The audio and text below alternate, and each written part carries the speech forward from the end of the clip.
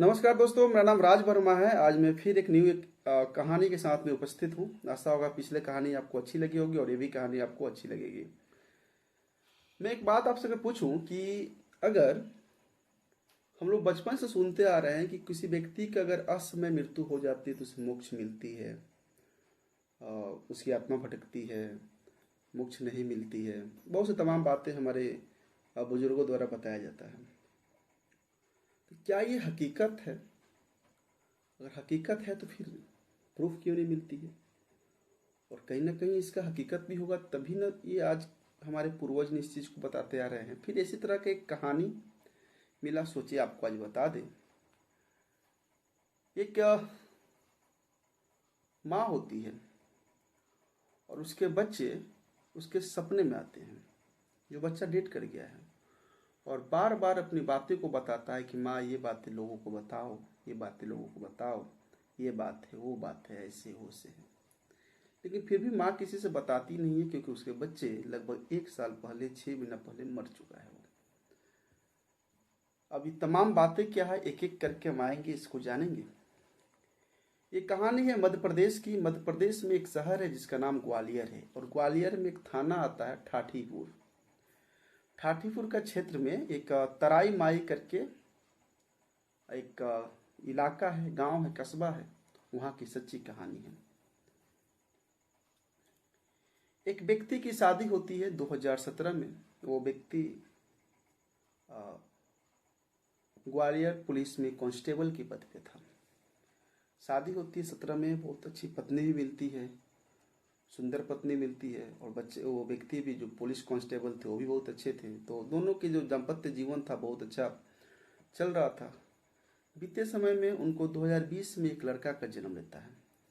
एक लड़का उनको 2020 में जन्म लेता है, 19 लास्ट 20 फर्स्ट में जन्म लेता है। और घर में और खुशहाली का माहौल आता है। पिता उसके कांस्टेबल थे, एक लड़का का जन्म लिया। माँ भी पढ़ी लिखी थी, जिस लड़की से उसका शादी हुआ था। अब घर में किसी भी तरह की कोई समस्या नहीं था और सब कुछ अच्छे से चल रहे थे। तो कुछ समय बाद उसकी पत्नी बोलती है कि मैं अकेले घर पे रहती हूँ, मेरा मन नहीं लगता है। क्योंकि वो उनका जहाँ घर था और जहाँ उनकी पोस्टिंग थी, वो दोनों में काफ़ी ज़्यादा दूरी था।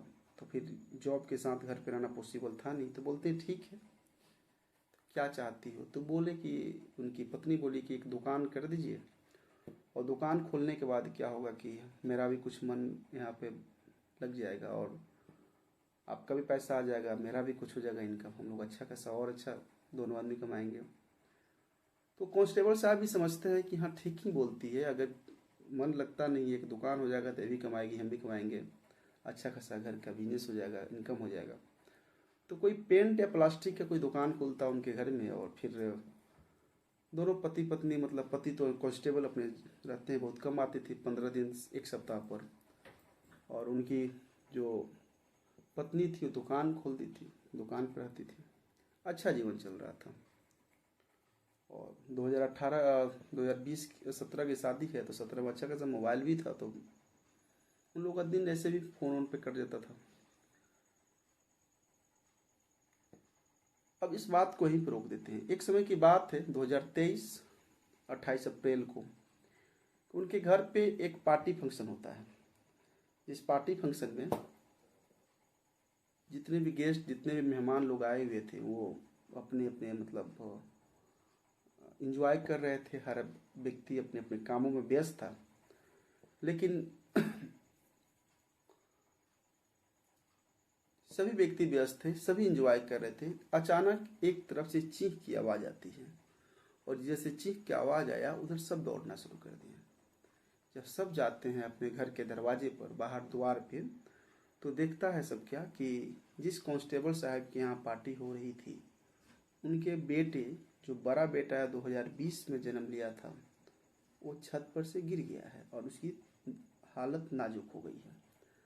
अब तुरंत जो भी डीजे था, जो भी बाजा वगैरह बज रहा था वहाँ पे, सबको बंद किया गया और आनन फानन में उसको लेके हॉस्पिटल जाया गया। हॉस्पिटल जाने के बाद वहाँ पे डॉक्टर उसको 24 घंटा रखते हैं, और रखने के बाद साबित करते हैं कि ये बचने वाला नहीं है, और मर भी जाता है 24 घंटा 30 घंटा के अंदर में। वो तो मर जाता है। और मैं आपको बता दूं, उस कांस्टेबल के पास दो बच्चे थे। एक बड़ा जो लड़का था, जो उसका जन्म 2019-20 में हुआ था, 19 लास्ट 20 फर्स्ट में, उसका नाम था जतीन उर्फ सनी। और फिर 1.5 साल बाद उसका दूसरा लड़का जन्म लिया, उसका नाम था मोनू। अब जितने भी रिश्तेदार थे वो बोल रहे थे कि अब क्या करोगे, ईश्वर के ही मंजूर था, अब तो जतीन है नहीं, मोनू ही तुम्हारे लिए सब कुछ है। ये बातें बोल रहे थे, सतावना दे रहे थे, सभी लोग एक दूसरे को समझा रहे थे, इनकी वाइफ को और कांस्टेबल साहब को, लेकिन ये लोग मानने के तैयार नहीं थे। अब मानने के तैयार नहीं थे, फिर सभी लोग चले गए। कुछ परिवार के सदस्य, कुछ रिलेटिव उनके साथ हमेशा रहते थे। धीरे धीरे ये पुराना होते गया मैटर, 1 महीना 2 महीना हो जाता है, लेकिन इनकी पत्नी का तबीयत धीरे धीरे खराब हो रहा था। अब कांस्टेबल साहब को लगता है कि बड़ा बेटा का मृत्यु के कारण इसको शोक लग गया है, या इस गम को भुला नहीं पाई है शायद, इसलिए। तो इस कारण से हमेशा एक ना एक व्यक्ति उसके घर में रहता है, और जब कोई रहता है तो फिर वो ठीक रहती है, और जब कोई घर से कहीं चला जाता है तो उस समय नर्वस हो जाती है, बहुत तबीयत इसे खराब होने लगता है। इसी तरह 6 महीना बीतता है। बीतने के बाद इसको डॉक्टर के पास जाता है। फिर डॉक्टर भी 1-2 दिन अपने पास रखते हैं, बोलते हैं नहीं ठीक है, इसको लेकर घर जाओ, ठीक है। डॉक्टर, मनोचिकित्सक बहुत जगह जाते हैं, ओझा, क्या बोलते हैं, जहाँ जहाँ मतलब भूत प्रेत, झाड़ फूंक, पुलिस, सॉरी बोल रहे हैं, डॉक्टर वगैरह, सब जगह इनको दिखाया जाता है।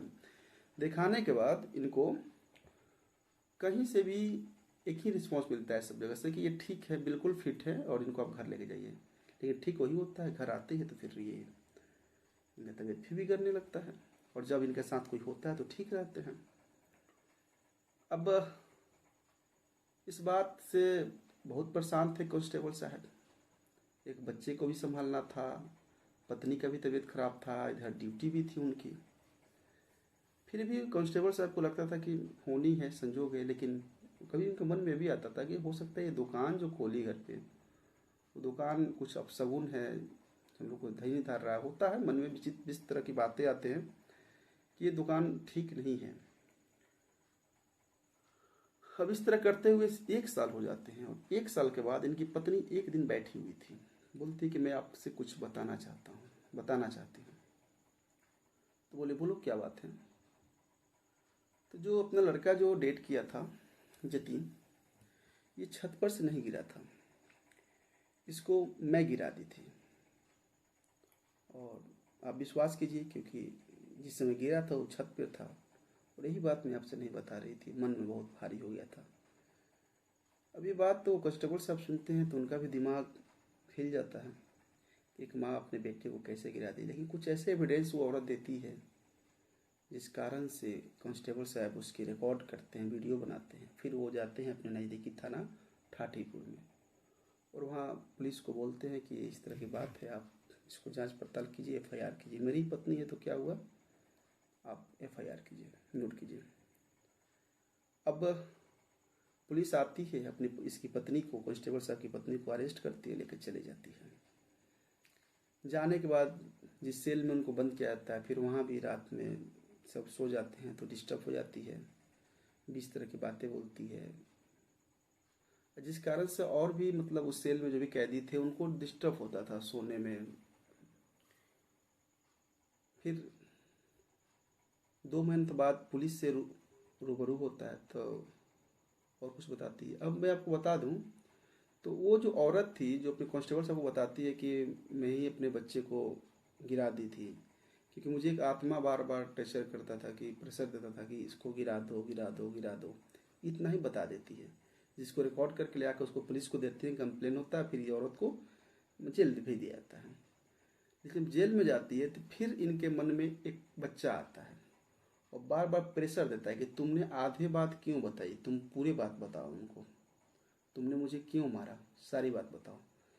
इतने वो बच्चा आके मन में परेशान कर रहा था, इतने बार बार परेशान कर रहा था वो बच्चा आकर इनके मन में, कि फिर वो पुलिस के साथ उनकी जब बातचीत होती है उसकी पत्नी का, तो बताती है कि मैं आज आपको टोटल मामला मैं आज आपको बता रही हूँ। वो बता रही थी कि मैं कोई बीमार नहीं हूँ, मैं एकदम फिट हूँ और मेरे पति सबसे अच्छे व्यक्ति हैं। मैं अपने बच्चे को मैं खुद ही मारी थी। अब मारी क्यों थी, तो इस सारी कहानी वो बताती है कि मेरे जो पति थे वो बाहर रहते थे, कांस्टेबल थे, और मेरे दुकान पे मेरे पड़ोसी का दामाद आता था। जब जब अपने ससुराल आता था तो मेरे दुकान पे आता था, बैठता था। धीरे धीरे आता था, बैठता था, बैठते बैठते हम लोगों को प्यार हो गया। और कितने बार हम लोग आपत्तिजनक रूप से मतलब रिलेशनशिप वो लोग में आ चुके थे। ये बात कोई नहीं जानता था। इन लोग का भी जीवन अच्छा था, कांस्टेबल साहब भी आते थे, वो सब परिवार एकदम फिट था। लेकिन जिस दिन 28 अप्रैल 2023 को मैं सज धज के तैयार थी, पूरे गेस्ट लोग नीचे पार्टी कर रहे थे, और उस समय होता क्या है कि वो जो मेरा दामाद था, सॉरी पटदारी के पड़ोसी के जो दामाद था, वो एक दीवार पार करके मेरे घर में ऊपर आता है और फिर मेरे साथ शारीरिक संबंध बना रहा था। हम लोग बिना कपड़े के आपत्तिजनक स्थिति में थे। तब तक मेरा जो लड़का था जतीन उर्फ सनी, जिसको मैं गिरा दी, वो दौड़ते दौड़ते माँ माँ कहते आ रहा था। जिस तरह हमको देखा, देखने के बाद एकदम सन्न हो गया, खड़ा हो जब देख रहा था, बोला था माँ ये सब क्या कर रही हो। हमें कुछ समझ में नहीं आया और हम उस बच्चे को लेके छत से नीचे फेंक दिए। हमें लगा था कि उसे चोट वोट आएगी, लेकिन ऐसा कुछ हुआ नहीं, वो मर गया। ये बात हमारे माइंड में हमेशा चलता था और प्रतिदिन रात 1 साल से वो लड़का मेरे मन में आता था, डेट करने के 10 दिन बाद से। और हमेशा सपने में बोलता था कि माँ सारी बातें लोगों को बताओ, माँ सारी बातें लोगों को बताओ। प्रतिदिन सपने में आता था। जिस समय मैं आधी बात बताई अपने हस्बैंड को कि मैं ही उसको मारी थी, एक प्रेत में प्रेशर दबाव बना रहा था, तो मैं उसमें आधी बात बताई थी, लेकिन फिर भी वो लड़का मेरे सपने में आया, बोला कि नहीं तुम सारी बात बताओ। अब इतना परेशान कर दिया था जिस कारण से मैं आज आपको सारी बातें बता रहा हूँ। हालांकि ये कांस्टेबल साहब का पक्का एविडेंस मिल गया था और वो व्यक्ति भी, उसके बाद पुलिस क्या की कि उसके कॉल डिटेल्स, व्हाट्सअप सब कुछ चेक चाक किया गया। तो चेक चाक करने के बाद इनकी बहुत से फोटो, वो मैसेज वगैरह, बहुत से वीडियो कॉलिंग, सब कुछ इनको मिला। पुलिस को एविडेंस मिलता है तो पुलिस समझी कि सही बात है, और सही बात होने के बाद इसको जेल कर दिया जाता है। अभी फिलहाल मैं आपको बता दूं तो कांस्टेबल साहब अपने छोटे बच्चे को, जो मोनू है, उसको रखे हुए हैं, परवरिश कर रहे हैं, अपनी जॉब पे हैं। और कांस्टेबल साहब का एक ही था कि रिश्ता बाद में, पहले एक का ये हत्या की है, खून की है, छत पर से गिरा दिए है, तो फिर इसको कानूनी कार्रवाई इस पर होनी चाहिए। बाकी भविष्य की बात भविष्य में होगी। और कांस्टेबल साहब जब सब सारी बातें को सुनते हैं तो उनको थोड़ा सा भी विश्वास नहीं था कि उनकी पत्नी उन्हें न रहते हुए भी क्या इस तरह कर सकती है, पड़ोसी के साथ इस तरह उनका लफड़ा हो सकता है। तो ये बात एक बच्चे ने कैसे आके मरने के बाद सपने में अपने माँ को दबाव बनाया, प्रेशर बनाया, और प्रेशर बना के सारी बातें पुलिस के पास पहुंचाया गया, पुलिस उसको सजा दी। आज वो औरत जेल में है, अब ठीक है, उसको कोई तरह की कोई समस्या नहीं है, अपनी सजा काट रही है। तो मेरी कहानी बताने का कारण ये था कि आप लोगों को जागरूक करना था, क्योंकि आने वाले समय में बहुत से खराब समय होते जा रहा है, और हर एक तरह की जानकारी अगर अपने पास हो तो फिर आने वाले समय हम लोग के लिए फिट होगा, और हर खतरे के पहले हम लोग थोड़ी सी उसको एहसास कर पाएंगे, जिससे बच सकते हैं। तो दीजिए विदा, नमस्कार। फिर मिलते हैं कल एक न्यू कहानी के साथ में। धन्यवाद।